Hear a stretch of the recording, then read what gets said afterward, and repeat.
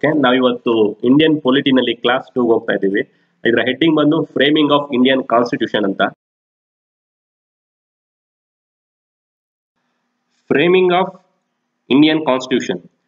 Indian communist Manvinder Nath Roy means M.N. Roy highlighted the importance of Constituent Assembly for India in 1934. 1934 ನಲ್ಲಿ M.N. Roy ರವರು ಪ್ರಥಮ ಬಾರಿಗೆ ಭಾರತಕ್ಕೆ ಸಂವಿಧಾನ ರಚನಾ ಸಮಿತಿಯ ಅಗತ್ಯವನ್ನು ಪ್ರತಿಪಾದಿಸುತ್ತಾರೆ. ಇಲ್ಲಿ ನೋಡಿ ಒಂದು ಇಂಪಾರ್ಟೆಂಟ್ ಪಾಯಿಂಟ್ ಇದೆ, ಏನಂತಂದ್ರೆ 2019 ಜೂನ್ 24 ಅಲ್ಲಿ PWD AE ಎಕ್ಸಾಮ್ ಆಗುತ್ತೆ. ಅದ್ರಲ್ಲಿ ಒಂದು ಕ್ವಶನ್ ಕೇಳಿರ್ತದೆ, who highlighted the importance of constitution for India ಅಂತ. ಅದ್ರಲ್ಲಿ ಬಂದು M.N. ರಾಯ್ ಹೆಸರು ಇರುತ್ತೆ, ಗಾಂಧಿ ಹೆಸರು ಇರುತ್ತೆ, ನೆಹರು ಹೆಸರು ಇರುತ್ತೆ, ಪಟೇಲ್ ಹೆಸರು ಇರುತ್ತೆ. ಎಲ್ಲರೂ ಏನ್ ಮಾಡಿದ್ದಾರೆ, M.N. ರಾಯ್ ಅಂತ ಟಿಕ್ ಹಾಕಿದ್ದಾರೆ. ಬಟ್ ಕಾನ್ಸ್ಟಿಟ್ಯೂಯೆಂಟ್ ಅಸೆಂಬ್ಲಿಗೆ ಕೇಳಿದ್ರೆ M.N. Roy correct answer. ಅವ್ರು ಕೇಳಿರೋದು ಕಾನ್ಸ್ಟಿಟ್ಯೂಷನ್. ಕಾನ್ಸ್ಟಿಟ್ಯೂಷನ್ ಇಂಪಾರ್ಟೆನ್ಸ್ ನ ಹೈಲೈಟ್ ಮಾಡಿದ್ದು ಮಹಾತ್ಮ ಗಾಂಧಿ 1922 ನಲ್ಲೇ ಮಾಡಿದ್ದಾರೆ. ಸೊ ಈ ಎರಡು ಕ್ವಶನ್ ಬಂದಾಗ ಸ್ವಲ್ಪ ಕೇರ್ಫುಲ್ ಆಗಿ ನೋಡಿ ಟಿಕ್ ಮಾಡಿ. ಕಾನ್ಸ್ಟಿಟ್ಯೂಯೆಂಟ್ ಅಸೆಂಬ್ಲಿ ಬಂದ್ರೆ M.N. ರಾಯ್ ಅಂತ, ಬರೀ ಕಾನ್ಸ್ಟಿಟ್ಯೂಷನ್ ಬಂತಂದ್ರೆ ಗಾಂಧೀಜಿ ಅಂತ ಟಿಕ್ ಮಾಡಿ. ಇನ್ 1938 Congress formally announced it's demand for separate constituent assembly. Jawaharlal Nehru on behalf of INC said the constitution of free India must be framed without outside interference by a constituent assembly elected on the basis of adult franchise. ಅಂದ್ರೆ 1938ರಲ್ಲಿ Indian National Congress ಪರವಾಗಿ ಜವಾಹರ್ಲಾಲ್ ನೆಹರು ರವರು ಬ್ರಿಟಿಷರ ಹತ್ರ ಒಂದು ಬೇಡಿಕೆ ಇಡ್ತಾರೆ. ಏನಂತಂದ್ರೆ, ಸಾರ್ವತ್ರಿಕ ವಯಸ್ಕ ಮತದಾನ ಪದ್ಧತಿಯ ಆಧಾರದ ಮೇಲೆ ಚುನಾಯಿಸಲ್ಪಟ್ಟ ಸಂವಿಧಾನ ರಚನಾ ಸಭೆಯಿಂದ ಸ್ವಾತಂತ್ರ್ಯ ಭಾರತದ ಸಂವಿಧಾನ ರಚಿಸಲ್ಪಡಬೇಕು ಅಂತ. ಅಂದ್ರೆ ಇಲ್ಲಿ ಅಡಲ್ಟ್ ಫ್ರಾಂಚೈಸ್ ಅಂತಂದ್ರೆ ಸಾರ್ವತ್ರಿಕ ವಯಸ್ಕ ಮತದಾನ ಅಂತ. ಈಗ ನಮ್ಗೆ ಎಲ್ಲ 18 ಇಯರ್ಸ್ ಇದೆ. 18 ಇಯರ್ಸ್ ಒಂದು ಏಜ್ ಲಿಮಿಟ್ ಇದೆ. ಅಲ್ಲಿ 18 ಇಯರ್ಸ್ ಆದ್ರೆ ನಾವು ವೋಟ್ ಹಾಕ್ಬೋದು. ಹಾಗೆ ಅಲ್ಲೂ ಒಂದು ವೋಟಿಂಗ್ ಏಜ್ ನ ಫಿಕ್ಸ್ ಮಾಡಿ ವೋಟಿಂಗ್ ಮಾಡಿ ಅಲ್ಲಿ ಮೆಂಬರ್ಸ್ಗಳನ್ನ ಎಲೆಕ್ಟ್ ಮಾಡಿ ಆ ಎಲೆಕ್ಟೆಡ್ ಮೆಂಬರ್ಸ್ ಇಂದ ಸಂವಿಧಾನ ರಚಿಸಬೇಕು ಅಂತ ನೆಹರೂರವರು ಬೇಡಿಕೆ ಇಡ್ತಾರೆ. ಯಾರ ಹತ್ರ? ಬ್ರಿಟಿಷರ ಹತ್ರ. ಬ್ರಿಟಿಷರವರು ಇದಕ್ಕೆ ಸ್ಪಂದಿಸ್ತಾರೆ, ಮತ್ತೆ ಒಂದು ಮಿಷನ್ ನ ಕಳಿಸ್ತಾರೆ, ಒಂದು ಕಮಿಟಿ ಸೆಟ್ ಮಾಡಿ. ಆ ಮಿಷನ್ಗೆ ಹೆಡ್ ಯಾರು ಅಂತಂದ್ರೆ ಸರ್ ಸ್ಟ್ಯಾಫರ್ಡ್ ಕ್ರಿಪ್ಸ್ ಅಂತ. ಇವ್ರು ಬಂದು ಬ್ರಿಟಿಷ್ ಪಾರ್ಲಿಮೆಂಟ್ ಅಲ್ಲಿ ಮೆಂಬರು. 1942 ನಲ್ಲಿ ಸರ್ ಸ್ಟ್ಯಾಫರ್ಡ್ ಕ್ರಿಪ್ಸ್ ಮಿಷನ್ ಇಂಡಿಯಾಗೆ ಬರುತ್ತೆ. ಓಕೆ, ಕ್ರಿಪ್ಸ್ ಮಿಷನ್ 1942 ನಲ್ಲಿ ಇಂಡಿಯಾಗೆ ಬರುತ್ತೆ. ಆ ಸಂದರ್ಭದಲ್ಲಿ already second world war start ಆಗಿರುತ್ತೆ. 1938 ಅಥವಾ 39 ಇಂದಾನೆ ಸೆಕೆಂಡ್ ವರ್ಲ್ಡ್ ವಾರ್ ಸ್ಟಾರ್ಟ್ ಆಗಿರುತ್ತೆ. ಕ್ರಿಪ್ಸ್ ಮಿಷನ್ ಭಾರತಕ್ಕೆ ಬಂದು ಕೆಲವು ಪ್ರಸ್ತಾವನೆಗಳನ್ನ ಮುಂದಿಡ್ತಾರೆ ಭಾರತೀಯ ನಾಯಕರ ಮುಂದೆ. ಅದೇನಂತಂದ್ರೆ, ಭಾರತದಲ್ಲಿ ಒಂದು ಡೊಮಿನಿಯನ್ ರಾಜ್ಯ ಸ್ಥಾಪಿಸುವುದು ಅಂತಂದ್ರೆ ಡೊಮಿನಿಯನ್ ಸ್ಟೇಟಸ್ ಕೊಡ್ತೀವಿ ಇಂಡಿಯಾಗೆ ಅಂತ. ಡೊಮಿನಿಯನ್ ಸ್ಟೇಟಸ್ ಏನಂತಂದ್ರೆ, ಡೊಮಿನಿಯನ್ ಸ್ಟೇಟಸ್ ಅಂತಂದ್ರೆ ವೈಸ್ರಾಯ್ ಬಂದು ಬ್ರಿಟಿಷೇ ಇರ್ತಾರೆ, ಆದ್ರೂ ಕೆಳಗಡೆ ಈ ನೆಕ್ಸ್ಟ್ ಬಂದು ಈ ಪ್ರೈಮ್ ಮಿನಿಸ್ಟರ್ ಈ ತರದವೆಲ್ಲ ಇಂಡಿಯನ್ಸೇ ಇರ್ತಾರೆ, ಬಟ್ ಹೆಡ್ ಬಂದು ಬ್ರಿಟಿಷೇ ಇರ್ತಾರೆ. ಇದಕ್ಕೆ ಡೊಮಿನಿಯನ್ ಸ್ಟೇಟಸ್ ಅಂತ ಕರಿತೀವಿ. ನೆಕ್ಸ್ಟ್ ಬಂದು ಇನ್ನೊಂದು ಏನ್ ಹೇಳ್ತಾರೆ ಅಂತಂದ್ರೆ, ಸೆಕೆಂಡ್ ವರ್ಲ್ಡ್ ವಾರ್ ನಿಂತ ತಕ್ಷಣ ಒಂದು ಹೊಸ ಸಂವಿಧಾನ ರಚಿಸಲು ಚುನಾಯಿತ ಸಭೆಯ ಸ್ಥಾಪನೆ ಮಾಡ್ತೀವಿ ಅಂತ ಹೇಳ್ತಾರೆ. ಮೂರನೇದು ಬಂದು ಹೊಸ ಸಂವಿಧಾನ ರಚನೆಯ ಹೊಣೆಯನ್ನ ಸಂಪೂರ್ಣವಾಗಿ ಭಾರತೀಯರಿಗೆ ಕೊಡ್ತೀವಿ ಅಂತ ಹೇಳ್ತಾರೆ. ಮತ್ತೆ ಈ ಸಂವಿಧಾನ ರಚನಾ ಸಭೆಯಲ್ಲಿ ಭಾಗವಹಿಸಲಿಕ್ಕೆ ಭಾರತದ ರಾಜ್ಯಗಳಿಗೂ ಸಹ ಅವಕಾಶ ಕೊಡ್ತೀವಿ ಅಂತ ಕೇಳ್ತಾರೆ. ಬಟ್ ಕ್ರಿಪ್ಸ್ ಇನ್ನೊಂದು ಏನ್ ಹೇಳ್ತಾರೆ ಅಂತಂದ್ರೆ, ಈ ಎಲ್ಲಾ ಪ್ರಸ್ತಾವನೆಗಳನ್ನು ಯುದ್ಧ ಮುಗಿದ ನಂತರ ಅಂದ್ರೆ ಸೆಕೆಂಡ್ ವರ್ಲ್ಡ್ ವಾರ್ ಆದ ನಂತರ ಇವೆಲ್ಲ ಜಾರಿಗೆ ಬರ್ತವೆ ಅಂತ ಹೇಳ್ತಾರೆ. ಬಟ್ ಗಾಂಧೀಜಿ ಏನ್ ಮಾಡ್ತಾರೆ, ಈ ಪ್ರಸ್ತಾವನೆಗಳನ್ನ ಮುಂದಿನ ದಿನಾಂಕದ ಚೆಕ್ಕು ಅಂತ ಕರೀತಾರೆ. ಅಂತಂದ್ರೆ ಪೋಸ್ಟ್ ಡೇಟೆಡ್ ಚೆಕ್ ಅಂತ ಕರೀತಾರೆ. ಇದು ಅವ್ರಲ್ದೇನೆ ಕಾಂಗ್ರೆಸ್ ಮತ್ತೆ ಮುಸ್ಲಿಂ ಲೀಗ್ ಇವೆರಡೂ ಸಹ ಕ್ರಿಪ್ಸ್ ಪ್ರಸ್ತಾವನೆಗಳನ್ನ ತಿರಸ್ಕರಿಸ್ತವೆ. ಯಾಕೆ ಅಂತಂದ್ರೆ, the mission rejected the Muslim League demand for the constituent assembly. As a result Muslim League boycotted the Cripps mission. Later on even Congress also neglected the mission. Muslim League ಏಕೆ ಈ ಪ್ರಸ್ತಾವನೆಗಳನ್ನ ರಿಜೆಕ್ಟ್ ಮಾಡುತ್ತೆ ಅಂತಂದ್ರೆ, ಜಿನ್ನಾ ಏನ್ ಮಾಡಿರ್ತಾರೆ, ಕ್ರಿಪ್ಸ್ ಮಿಷನ್ ಹತ್ರ ಹೋಗಿ 2 ಸಪರೇಟ್ ಕಾನ್ಸ್ಟಿಟ್ಯೂಯೆಂಟ್ ಅಸೆಂಬ್ಲಿ ಬೇಕು ಅಂತ ಕೇಳಿರ್ತಾರೆ.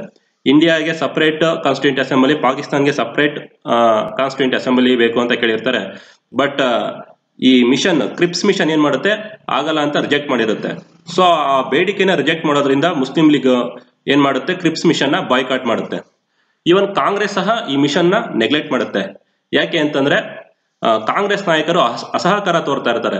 ಆಲ್ರೆಡಿ ವರ್ಲ್ಡ್ ವಾರ್ ನಡೀತಾ ಇರುತ್ತೆ, ಇದ್ರ ಬಗ್ಗೆ ಜಾಸ್ತಿ ಇಂಟ್ರೆಸ್ಟ್ ಕೊಡಲ್ಲ. ಮತ್ತೆ ಕ್ವಶನ್ ಏನಂತಂದ್ರೆ, which is the first mission to recommend a separate constituent assembly for India ಅಂತಂದ್ರೆ ಅದು Cripps mission. So Cripps mission fail ಆಗುತ್ತೆ. In 1946, another cabinet mission was sent to India. The mission included Sir Stafford Cripps, Lawrence Pathix and A.V. Alexander. Cripps mission fail ಆಗುತ್ತೆ. 1946 ಅಲ್ಲಿ British parliament ಮತ್ತೊಂದು commission ನ India ಕಳಿಸುತ್ತೆ. Cripps commission ಅಲ್ಲಿ Cripps chairman ಆಗಿರ್ತಾರೆ. But ಇದರಲ್ಲಿ ಇದು Cripps commission ಅಲ್ಲ, ಕ್ಯಾಬಿನೆಟ್ ಕಮಿಷನ್. ಬಟ್ ಇದರಲ್ಲಿ ಅವರೊಬ್ರು ಮೆಂಬರ್ ಆಗಿರ್ತಾರೆ. ಇದು 3 member committee. Even this cabinet mission also rejected the Muslim League demand for 2 constituent assembly, but it conveyed the Muslim League that proper reservation would be given for Muslim League in constituent assembly. Even cabinet mission ಸಹ Muslim league ನ demand ನ ಏನಿರುತ್ತೆ, 2 constituent assembly ಬೇಕು ಅಂತ ಆ demand ನ reject ಮಾಡುತ್ತೆ. ಅದ್ರ ಬದಲಾಗಿ ಮುಸ್ಲಿಮರಿಗೆ ಸಪರೇಟ್ ರಿಸರ್ವೇಶನ್ ಕೊಡ್ತೀವಿ ಕಾನ್ಸ್ಟಿಟ್ಯೂಯೆಂಟ್ ಅಸೆಂಬ್ಲಿನಲ್ಲಿ, ಅವ್ರ ಹಿತ ಕಾಯ್ತೀವಿ ಅಂತ ಹೇಳ್ತಾರೆ. Okay. On the recommendation of cabinet mission, elections were held in the month of July-August 1946. Cabinet mission recommendation ಮೇಲೆ 1946 ಜುಲೈ ಮತ್ತೆ ಆಗಸ್ಟ್ ಟೈಮಲ್ಲಿ ಎಲೆಕ್ಷನ್ಸ್ ಚುನಾವಣೆಗಳು ನಡೆಯುತ್ತವೆ. ಟೋಟಲ್ 389 ಸೀಟ್ಗಳಿಗೆ ಚುನಾವಣೆ ನಡೆಯುತ್ತೆ.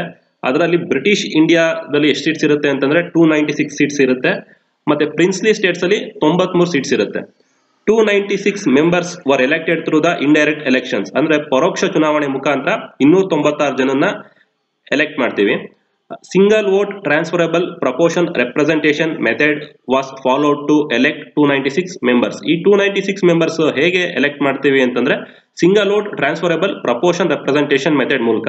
Single vote transferable proportion representation ಅಂತಂದ್ರೆ ಈಗ ನಮ್ಗೆ ಪ್ರೆಸೆಂಟ್ ನಾವೆಲ್ಲ ವೋಟ್ ಹಾಕ್ಬೇಕಾದ್ರೆ ಬರೀ ಹೋಗಿ ಒಂದು ಕ್ಯಾಂಡಿಡೇಟ್ಗೆ EVM ಅಲ್ಲಿ ಒಂದು ಬಟನ್ ಪ್ರೆಸ್ ಮಾಡ್ತೀವಿ. ಬಟನ್ ಪ್ರೆಸ್ ಮಾಡಿ ಒಬ್ರಿಗೆ ವೋಟ್ ಮಾಡ್ತೀವಿ. But single vote transferable proportion representation ಅಲ್ಲಿ ಆಗಲ್ಲ. ಮಲ್ಟಿಪಲ್ ಕ್ಯಾಂಡಿಡೇಟ್ಸ್ಗೆ ವೋಟ್ ಮಾಡ್ಬೋದು. ಅಂತಂದ್ರೆ ಪ್ರಿಫರೆನ್ಸ್ ಕೊಡಬೇಕು. First preference, second preference, third preference ಅಂತ. ಇದ್ರ ಬಗ್ಗೆ ಡೀಟೇಲ್ ಆಗಿ ನೆಕ್ಸ್ಟ್ ಕ್ಲಾಸ್ ಅಲ್ಲಿ ಹೇಳ್ತೀವಿ. ಸೊ ಜಸ್ಟ್ ನೀವು ಈ ಪಾಯಿಂಟ್ ತಿಳ್ಕೊಳ್ಳಿ ಅಷ್ಟೇ. Single vote transferable proportion representation method was followed to elect 296 members ಅಂತ. ಮತ್ತೆ ಪ್ರಿನ್ಸ್ಲಿ ಸ್ಟೇಟ್ಸ್ ಅಲ್ಲಿ 93 ಸೀಟ್ಸ್ ಇರುತ್ತಲ್ಲ, ಅದಕ್ಕೆ ಎಲೆಕ್ಷನ್ ನಡೆಯಲ್ಲ, ನಾಮಿನೇಷನ್ ನಾಮನಿರ್ದೇಶನ ಮಾಡ್ತಾರೆ. So seats won by different parties. ಯಾವ್ಯಾವ ಪಾರ್ಟೀಸ್ ಎಷ್ಟು ಸೀಟ್ ಗೆಲ್ತು ಅಂತಂದ್ರೆ, Indian National Congress out of 389 ಅಲ್ಲಿ 208 ಸೀಟ್ಸ್ ನ ಗೆದ್ದು ಅತಿ ದೊಡ್ಡ ಪಕ್ಷವಾಗಿ ಹೊರಹೊಮ್ಮುತ್ತೆ. ಮುಸ್ಲಿಂ ಲೀಗ್ ಬಂದು 73 ಸೀಟ್ಸ್ ಗೆಲ್ಲುತ್ತೆ. ಇಂಡಿಪೆಂಡೆಂಟ್ ಕ್ಯಾಂಡಿಡೇಟ್ಸ್ ಗಳು 15 ಜನ ಗೆಲ್ತಾರೆ. First meeting of Constituent Assembly was held on 9th December 1946. 1946 December 9ನೇ ತಾರೀಕು ಕಾನ್ಸ್ಟಿಟ್ಯೂಯೆಂಟ್ ಅಸೆಂಬ್ಲಿಯ ಫಸ್ಟ್ ಮೀಟಿಂಗ್ ಆಗುತ್ತೆ. ಇದು ಫಸ್ಟ್ ಮೀಟಿಂಗು. ಹೀಗೆ 11 ಮೀಟಿಂಗ್ ಆಗುತ್ತೆ ಒಟ್ಟು. ಕಾನ್ಸ್ಟಿಟ್ಯೂಯೆಂಟ್ ಕಂಪ್ಲೀಟ್ ಆಗೋವರೆಗೂ 11 ಮೀಟಿಂಗ್ ಆಗುತ್ತೆ. ಫಸ್ಟ್ ಮೀಟಿಂಗ್ ಅಲ್ಲಿ 211 ಜನ ಪಾರ್ಟಿಸಿಪೇಟ್ ಮಾಡಿರ್ತಾರೆ. ಒಟ್ಟು ಇರೋದು 389, ಬಟ್ ಪಾರ್ಟಿಸಿಪೇಟ್ ಮಾಡಿರುವಂತವ್ರು ಬಂದು 211 members. ಯಾಕೆ ನಂಬರ್ಸ್ ಕಡಿಮೆ ಆಯಿತು ಅಂತಂದ್ರೆ, Muslim League and princely states nominated members boycotted this meeting. ರಾಜರ ಸಂಸ್ಥಾನದಿಂದ ನಾಮನಿರ್ದೇಶನಗೊಂಡ ಸದಸ್ಯರು ಮತ್ತು ಮುಸ್ಲಿಂ ಲೀಗ್ ಸದಸ್ಯರು ಏನ್ ಮಾಡ್ತಾರೆ, ಈ ಮೀಟಿಂಗ್ ನ ಬಹಿಷ್ಕರಿಸ್ತಾರೆ. Sachchidananda Sinha was appointed as a chairman of constituent assembly for 2 days. First meeting 9th December 1946 start ಆಗುತ್ತಲ್ಲ, ಅದಕ್ಕೊಬ್ರು ಚೇರ್ಮನ್ ಅಂದ್ರೆ ಟೆಂಪ್ರವರಿ ಚೇರ್ಮನ್ ಅಂತ ಮಾಡ್ಕೊಂಡಿರ್ತಾರೆ. ಅವ್ರ ಹೆಸರು ಸಚಿದಾನಂದ ಸಿನ್ಹಾ. ಇವ್ರು ಬರೀ 2 ದಿನಕ್ಕಷ್ಟೇ ಚೇರ್ಮನ್ ಆಗಿರ್ತಾರೆ. ನೆಕ್ಸ್ಟ್ ಪರ್ಮನೆಂಟ್ ಚೇರ್ಮನ್ ಅಪಾಯಿಂಟ್ ಮಾಡ್ತಾರೆ. ಇವ್ರು 2 ದಿನಕ್ಕೆ ಚೇರ್ಮನ್ ಆಗಿರ್ಬೋದು, ಬಟ್ ಆಲ್ಮೋಸ್ಟ್ ತುಂಬಾ ಕ್ವಶನ್ಸ್ ಬಂದಿದೆ. Who was the first chairman of constituent assembly ಅಂತ. Is none other than Sachchidananda Sinha. 2 ದಿನಗಳ ನಂತರ ಅಂತಂದ್ರೆ 9th December 1946 ನ 2 ದಿನಗಳ ನಂತರ ಆನ್ 11 December 1946 ಬಂದು ಪರ್ಮನೆಂಟ್ ಚೇರ್ಮನ್ ನ ಆಯ್ಕೆ ಮಾಡ್ತಾರೆ. ಪರ್ಮನೆಂಟ್ ಚೇರ್ಮನ್ ಯಾರಾಗ್ತಾರೆ ಅಂತಂದ್ರೆ ಡಾಕ್ಟರ್ ರಾಜೇಂದ್ರ ಪ್ರಸಾದ್ ಅನ್ನೋರು ಆಗ್ತಾರೆ. ಮತ್ತೆ ಡೆಪ್ಯೂಟಿ ಚೇರ್ಮನ್ ಉಪಾಧ್ಯಕ್ಷರು ಯಾರಾಗ್ತಾರೆ ಅಂತಂದ್ರೆ HC ಮುಖರ್ಜಿ ಅನ್ನೋಂಥವ್ರು ಆಗ್ತಾರೆ. On 13th December 1946 Jawaharlal Nehru presented the objectives resolution. The same resolution became source of inspiration for preamble of the constitution. 13th December 1946 ನಲ್ಲಿ ನೆಹರು ಏನ್ ಮಾಡ್ತಾರೆ ಅಂತಂದ್ರೆ ಆಬ್ಜೆಕ್ಟಿವ್ ರೆಸಲ್ಯೂಷನ್ ನ ಮಂಡಿಸ್ತಾರೆ. ಆಬ್ಜೆಕ್ಟಿವ್ ರೆಸಲ್ಯೂಷನ್ ಅಂತಂದ್ರೆ ಧ್ಯೇಯಗಳ ನಿರ್ಣಯ ಅಂತ ಈ ನೆಕ್ಸ್ಟ್ ಈ ಆಬ್ಜೆಕ್ಟಿವ್ ರೆಸಲ್ಯೂಷನ್ನೇ ಸೋರ್ಸ್ ಆಗುತ್ತೆ, ಮೂಲ ಆಗುತ್ತೆ. ನಮ್ಮ ಈ ಪ್ರಿಯಾಂಬಲ್ ಆಫ್ ಕಾನ್ಸ್ಟಿಟ್ಯೂಷನ್ ಏನಿದೆ, ಪ್ರಿಯಾಂಬಲ್ ಪ್ರಸ್ತಾವನೆ, ಅದಕ್ಕೆ ಮೂಲನೇ ಬಂದು ಈ ಆಬ್ಜೆಕ್ಟಿವ್ ರೆಸಲ್ಯೂಷನ್. ಈ ಆಬ್ಜೆಕ್ಟಿವ್ ರೆಸಲ್ಯೂಷನ್ ಅಲ್ಲಿ ಏನ್ ಹೇಳಿರ್ತಾರೆ ಅಂತಂದ್ರೆ ಇಂಡಿಯಾನ it is an independent sovereign republic state ಅಂತ ಹೇಳಿರ್ತಾರೆ.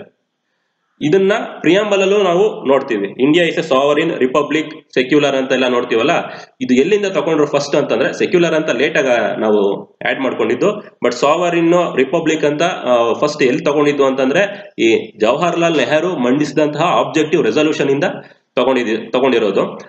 This resolution was adopted by Constitution Assembly on 22 January 1947.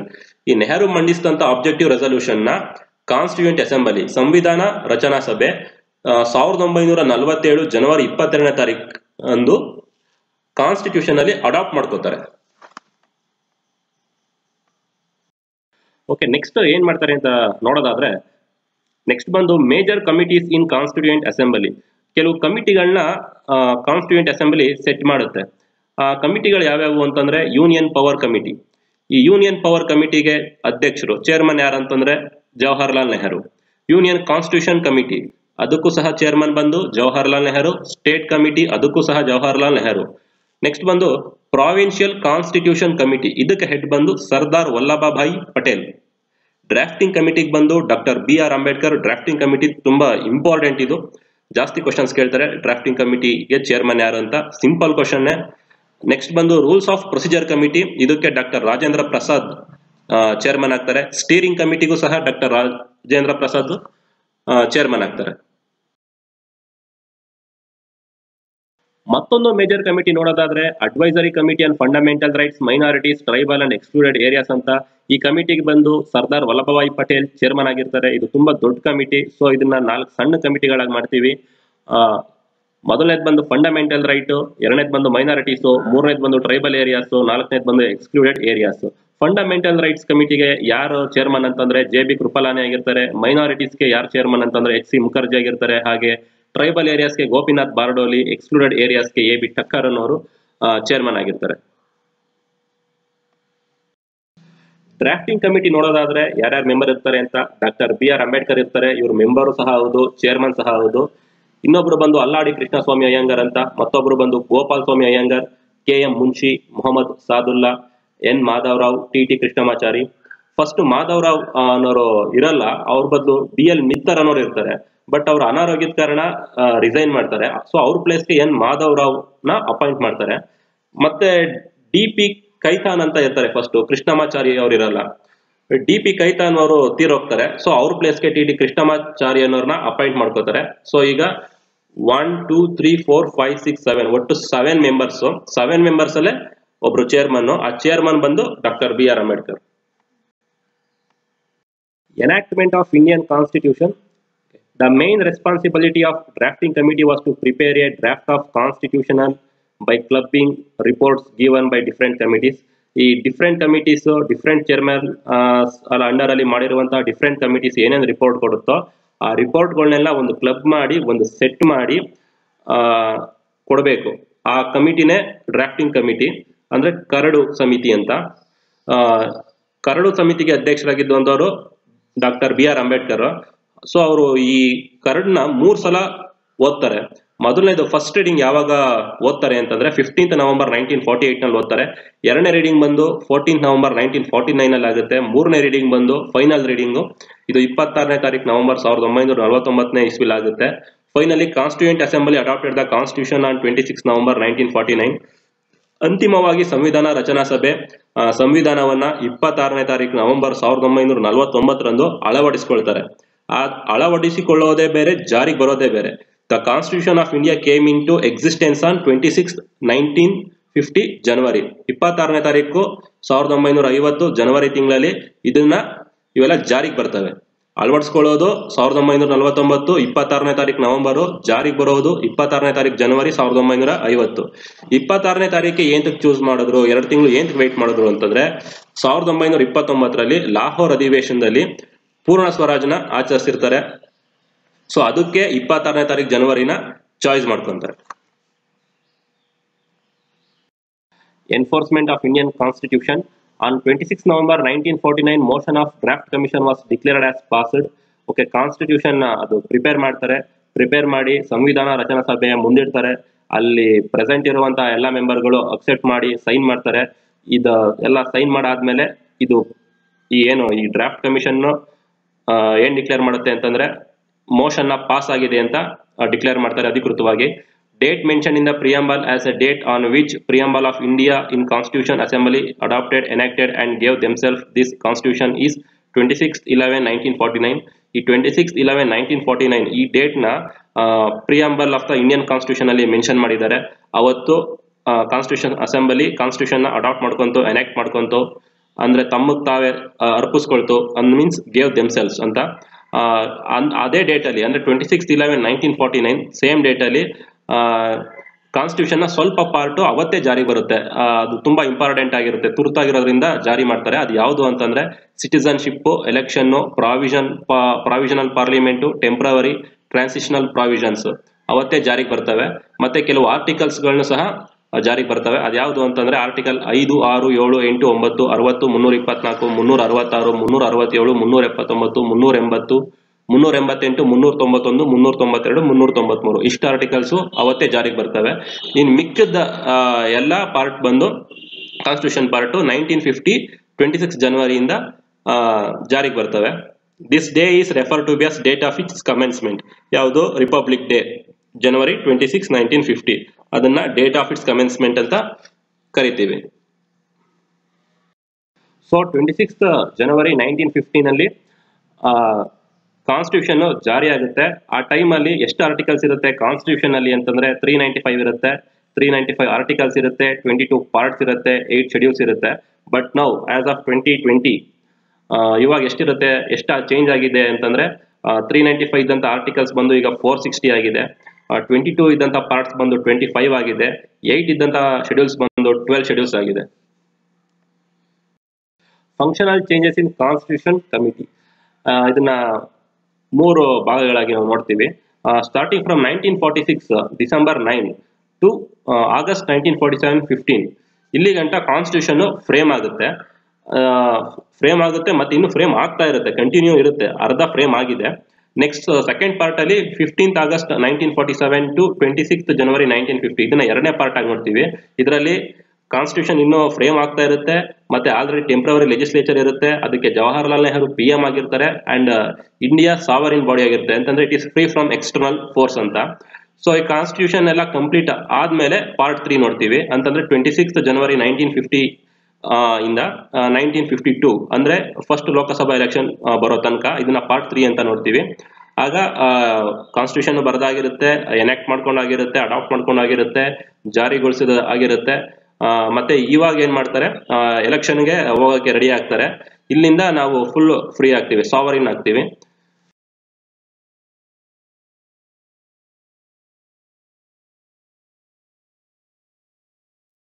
Next class ಅಲ್ಲಿ ಏನ್ ನೋಡೋದು ಅಂತಂದ್ರೆ salient features of Indian constitution, ಭಾರತೀಯ ಸಂವಿಧಾನದ ಗುಣಲಕ್ಷಣಗಳು ಹೇಗಿರ್ತವೆ ಅಂತ ನಾವು ನೆಕ್ಸ್ಟ್ ಕ್ಲಾಸ್ ಅಲ್ಲಿ ನೋಡೋಣ.